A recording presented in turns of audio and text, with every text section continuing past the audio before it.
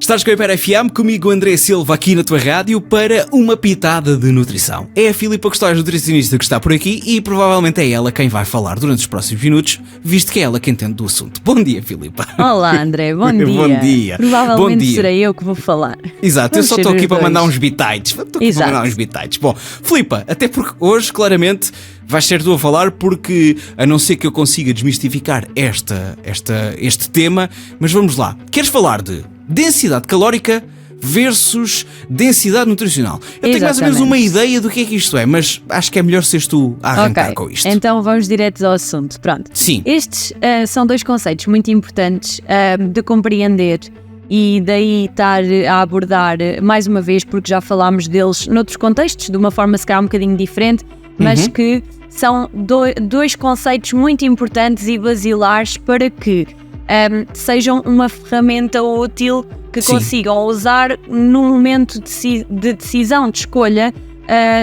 do que é que havemos de comer. Pronto. Então, basicamente a densidade calórica é o volume calórico, o número de calorias que aquele alimento nos dá. E aqui é importante nós termos em conta a dose que vamos consumir, porque, como nós sabemos, no rótulo, na embalagem, aquilo que nos aparece, o valor nutricional que nos aparece é sempre por 100 gramas, mas nem sempre nós consumimos 100 gramas ou 100 mililitros daquele produto. Às vezes consumimos mais, outras vezes consumimos menos. E não é por um alimento ter poucas calorias por 100 gramas que ele não pode ser considerado um alimento de alta densidade calórica, porque muitas vezes aquilo que acontece é que consumimos aquele alimento numa dose grande. E aqui eu dou um exemplo. Sim, o frasco de maionese há de ter por 100 gramas um valor bastante se calhar alto. até bastante alto, mas nós, no entanto, acho eu, não vamos consumir essas 100 gramas de 100 cada gramas, vez. exatamente. E o exemplo oposto é, por exemplo, os refrigerantes. Sim. Os refrigerantes açucarados que Estão por 100 mililitros e nós por 100 normalmente não bebemos mililitros. só 100. Exato. Por exemplo, nós às vezes quando vamos a uma cadeia de fast food ou ao cinema, pedimos às vezes meio litro, não é? Aquelas embalagens médias Se é são para de ser, meio é para litro. ser à grande. Exato.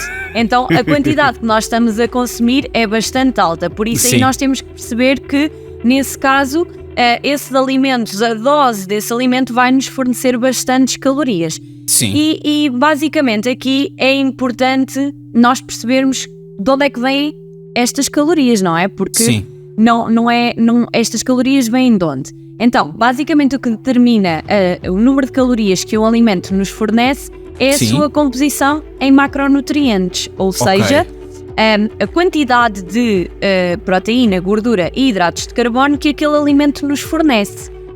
Isto significa o quê? Que agora se calhar vão-se identificar de algumas coisas que eu tenho dito nos episódios anteriores, que é para nós termos em atenção àquele nutriente que nos fornece, ou melhor, ao nutriente que nos fornece aquele alimento. Porque, por exemplo, nós já falámos de o abacate, os frutos gordos, serem alimentos com uma alta densidade calórica. Porquê? Porque numa quantidade muito pequena fornecem-nos muitas calorias. Isto tem a ver com o facto de serem maioritariamente fornecedores de gordura, e a gordura, por cada 1 grama de gordura, fornece-nos 9 calorias. Em contrapartida, a proteína e os hidratos de carbono fornecem-nos 4 calorias por grama de proteína e por grama de hidratos de carbono.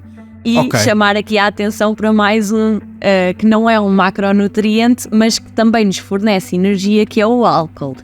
Que para algumas pessoas isto pode ser uma novidade, que o álcool nos fornece calorias. Calorias, sim, e bastantes. não são poucas.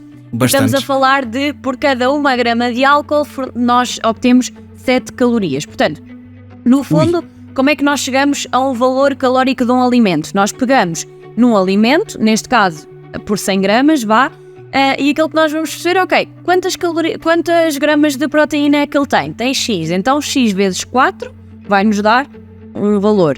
No caso dos hidratos de carbono, vai ter X quantidade de hidratos de carbono vezes 4, também outro valor. E a gordura, quantidade de gordura vezes 9, e vai nos dar a soma destes 3 macronutrientes, vai nos dar o valor calórico total do alimento, no fundo, pelaquela dose, obviamente. Pronto. Então é aqui que entra a densidade nutricional? Exatamente, ou seja, a densidade nutricional, o que é que difere da densidade calórica? Enquanto que na densidade calórica nós olhamos ao número de calorias que aquele alimento nos fornece, sim, a densidade nutricional nós olhamos aos macronutrientes e à qualidade de nutrientes que aquele alimento nos fornece. Então isto são coisas completamente distintas. São. Porque nós temos alimentos altamente calóricos, com uma densidade calórica alta e também com uma densidade nutricional alta, ou seja, apesar de nos fornecerem bastantes calorias, essas calorias são de qualidade. Sim. E temos muitos alimentos que têm uma alta densidade calórica e uma baixa densidade nutricional, como é o caso, por exemplo, do fast food, que nós temos uma alta densidade calórica porque eles são muito calóricos, e nutricionalmente eles são muito pouco interessantes. Os espremidos não têm assim tanto interesse nutricional. E aqui tem a ver não só com os macronutrientes, como também com os micronutrientes, ou seja, a quantidade de vitaminas e minerais que aquele alimento nos fornece. E aqui são dois conceitos diferentes que nós temos que perceber quando é que faz sentido usar um e quando é que faz sentido usar outro. E aqui, acho que isso é aqui que esta compreensão deste conceito é importante, porque nem sempre nós temos que olhar à densidade nutricional de um alimento. A verdade é, na nossa base alimentar, nós devemos sempre preocupar-nos em ter alimentos com uma densidade nutricional alta. Em relação à densidade calórica, depende do nosso objetivo. Ok? Então aqui temos dois conceitos.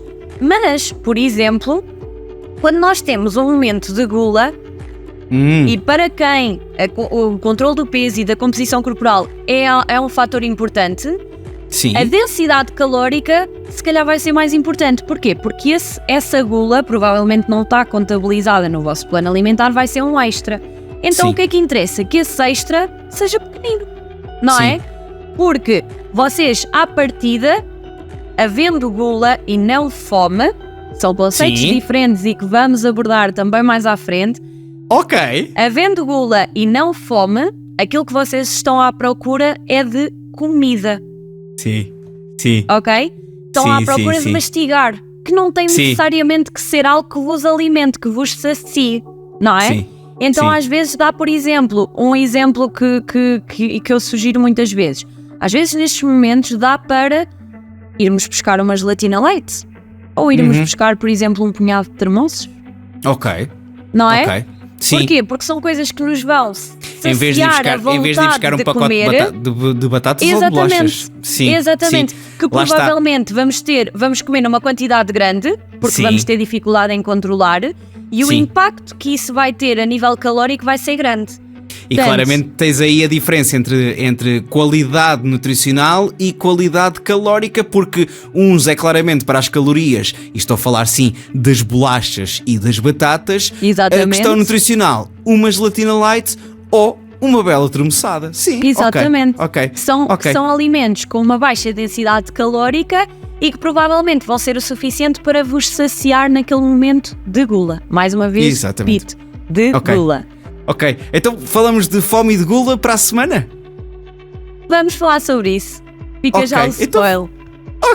Então fica por aqui uma pitada de nutrição com a Filipa Custóis e ela para a semana volta, claro, para falar sobre fome ou gula. Beijinhos, Filipa, até para a semana. Adeus, até para a semana, André.